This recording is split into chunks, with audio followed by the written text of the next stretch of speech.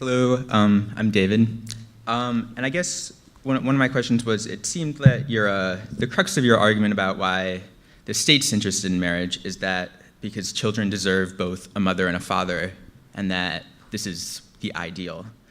And I guess my question is, do we have any scientific evidence about that? You brought up about parents without or families without a father, but that could just as easily be explained by just the lack of two loving adults being together. Yeah, that's a great question. So let me say a couple of words in response. We now have about 40 or 50 years of robust social science showing the importance of a married mother and father for children. And what this 40 or 50-year tradition of social science has looked at is they compared the married biological mother-father intact family to several alternatives, including single parenting, including cohabitation, including divorce, and including divorce with remarriage. And only recently have they started looking at same-sex couples. So let me first speak just to those first alternatives that we have about 40 or 50 years of robust social science on. So this is the married intact biological mother-father family compared to single parenting, divorce and remarriage, and cohabitation.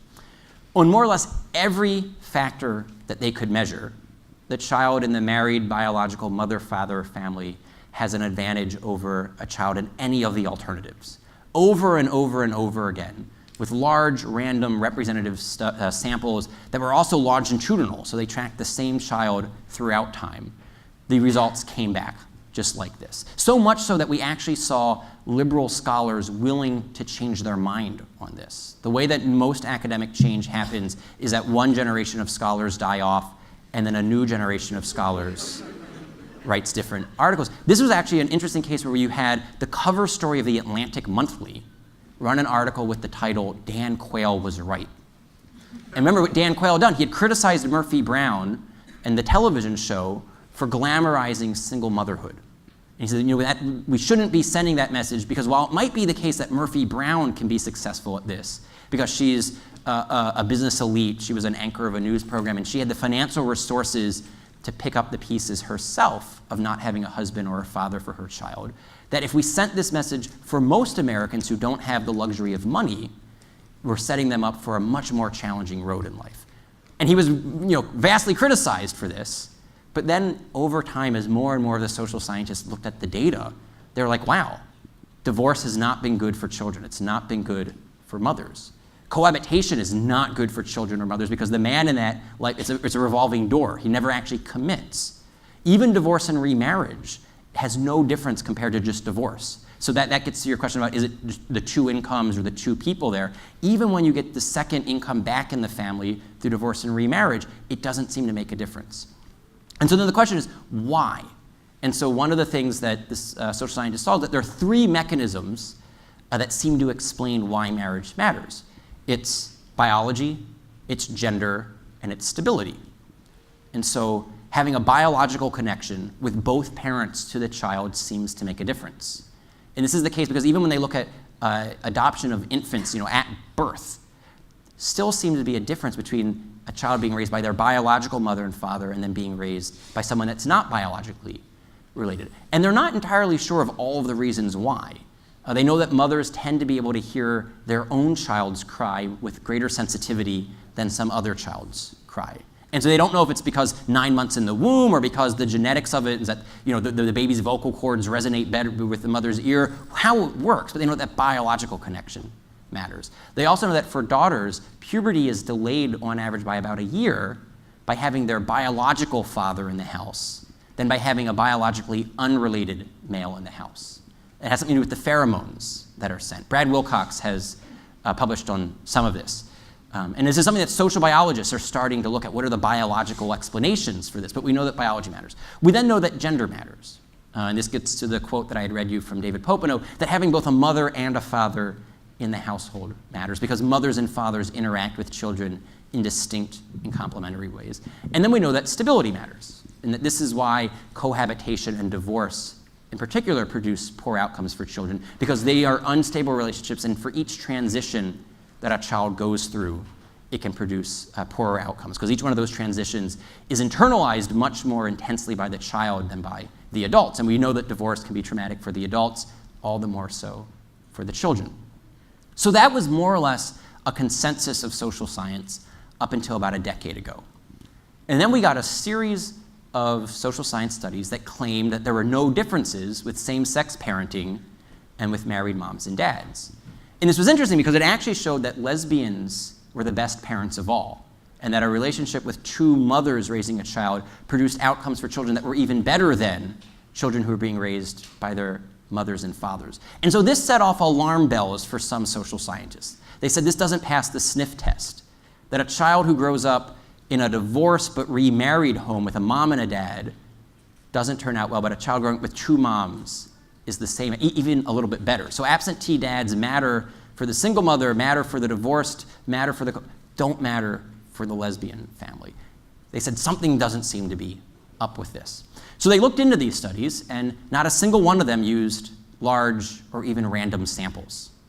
And so if you don't have a random sample to begin with, you can draw exactly nothing as a conclusion about the population as a whole.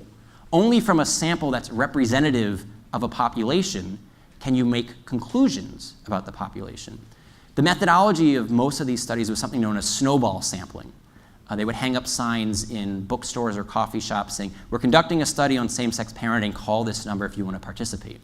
And so for one of the studies, when the scholar went through and he just looked at the 44 studies that the American Psychological Association had relied on when they issued a statement saying there's no difference between same-sex parenting and married parenting, he said one of these samples, it was all upper middle-class women living in San Francisco and New York City.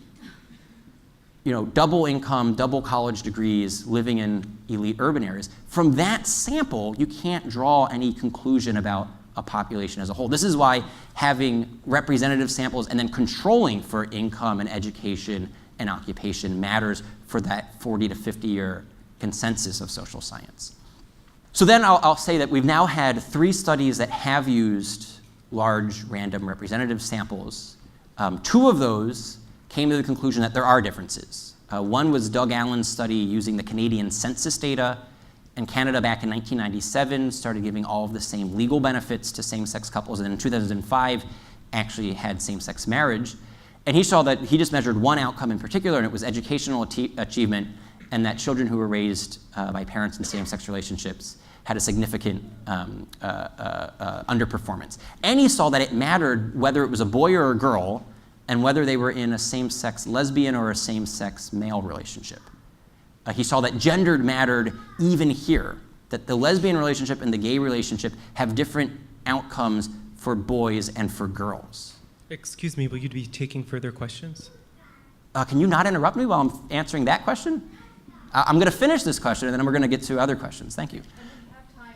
Yep, and we have half an hour, so there's no need. You will get your chance. So anyway, so the point here is that what they saw with this is that the outcomes were different, and that it mattered based upon both the gender distribution of the parents and on the children. Then there was the Mark Regnerus study. This is the study that got the most headlines and the most kind of over-the-top reaction from scholars. He did the first study that was large and random and representative. He didn't identify many same-sex couples who were in 18-year-long relationships. And he put this up front. He's like, this is one of the challenges of doing large, random, representative sampling, is that you won't find many couples like that. But he did find couples who were in same-sex relationships and who were raising kids. And then he reported what the outcomes were. And he found on, I think it was like 13 of the 20-some outcomes that he measured, there were differences. So anyway, then there's one study by a scholar at UC Berkeley, is it, or UCLA? I forget which school, Doug Rosenfeld, and he saw that there were no differences. Other scholars then said, actually, you're controlling for the differences. And so there's some dispute about the methodology there, just like there's dispute about the Regnerus methodology. All of this is to say, to the question about scientific evidence, when it comes to same-sex parenting, we know very little, because it's a relatively new phenomenon in human existence.